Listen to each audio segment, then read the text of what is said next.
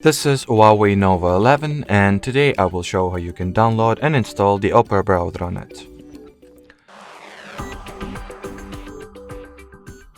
So to start, you will need to launch the app gallery.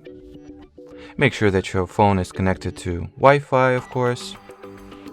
Then at the search bar, type in the Opera query.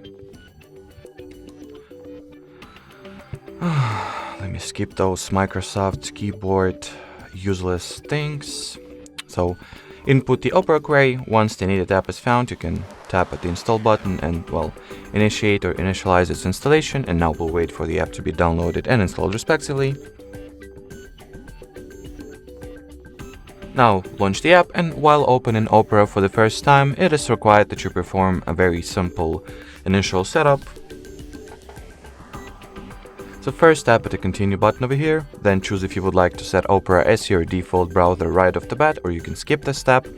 And at this final page you can either customize the data collection preferences or allow everything that Opera is asking for and start using it. So that will be it for this video.